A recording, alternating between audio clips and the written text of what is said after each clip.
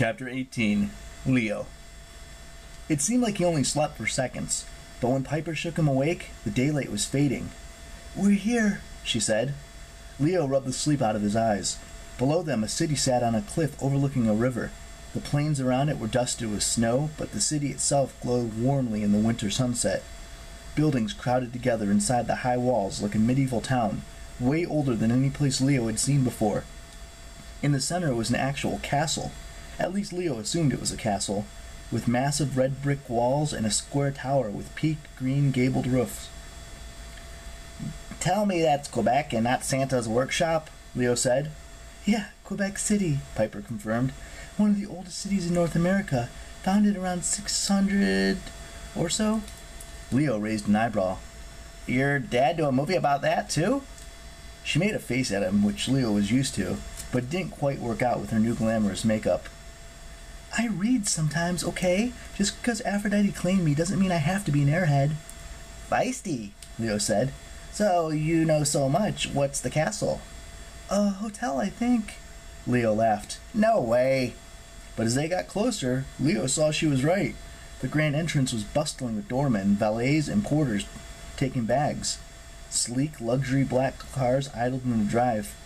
People in elegant suits and winter cloaks hurried to get out of the cold. "The North Wind is staying in a hotel?" Leo said. "That can't be." "Heads up, guys," Jason interrupted. "We got company." Leo looked below and saw what Jason meant. Rising from the top of the tower were two winged figures. Angry angels with nasty-looking swords. Festus didn't like the angel guys. He swooped to a halt in mid-air, wings beating and talons bared, and made a rumbling sound in his throat that Leo recognized. He was getting ready to blow fire. "Steady, boy," Leo muttered. Something told him that the angels would not take kindly to getting torched. "I don't like this," Jason said. "They look like storm spirits." At first, Leo thought he was right, but as the angels got closer, he could see they were much more solid than the Venti. They looked like regular teenagers, except for their icy white hair and feathery purple wings. Their bronze swords were jagged like icicles. Their faces looked similar enough that they might have been brothers, but they definitely weren't twins.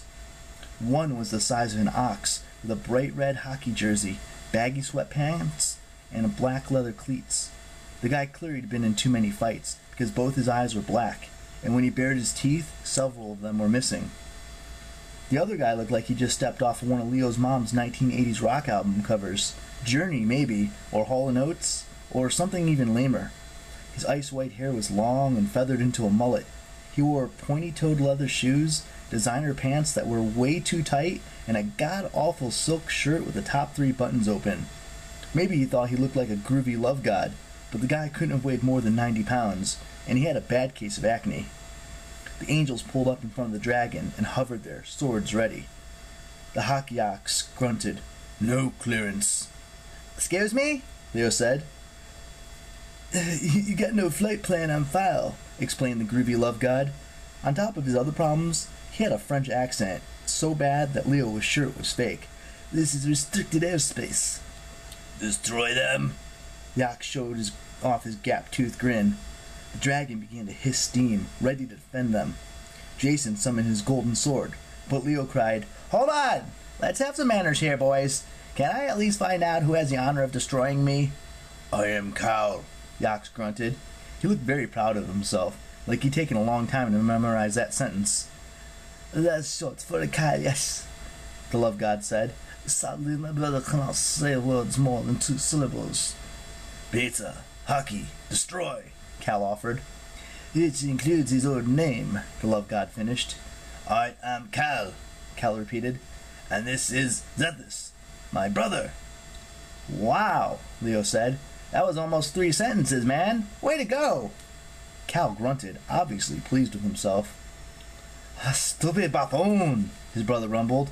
"They make fun of you, but no matter. I am Zethus, which is short for the seas. And the lady there?" He winked at Piper, but the wink was more like a facial seizure. "She can call me anything she likes. Perhaps she would like to have dinner with a famous demigod before we must destroy you." Piper made a sound like gagging on a cough drop. "That's a truly horrifying offer." "It is no problem." Zethus wiggled his eyebrows. We are very romantic people, we Boreads. Boreads, Jason cut in. Do you mean like the son of Boreas? Ah, so you have heard of us? Zethys looked pleased. We are our father's gatekeepers, so you understand. You cannot have unauthorized people flying in his airspace and creepy dragons, scaring the silly mortal peoples. He pointed below, and Leo saw that the mortals were starting to take notice. Several were pointing up, not with alarm yet, more with confusion and annoyance, like the dragon was a traffic helicopter flying too low.